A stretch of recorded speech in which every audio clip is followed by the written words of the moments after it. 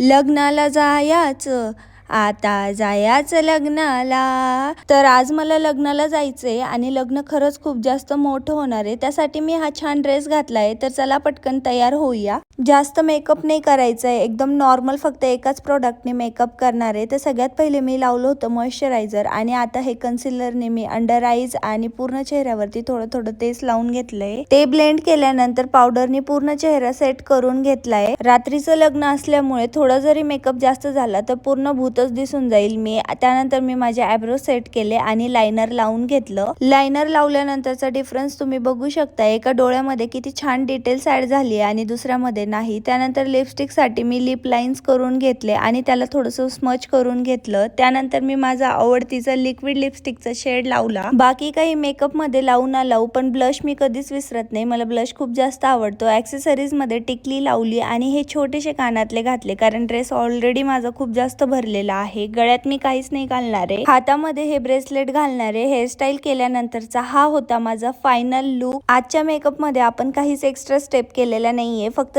कन्सिलरने हा look create केलेला आहे आणि खरंच खूप जास्त छान लुक झाला होता. सर्व मेकअप प्रोडक्टची लिंक ऍड केलेली आहे. लुक कसा वाटला कमेंट मध्ये सांगा. Okay, bye bye.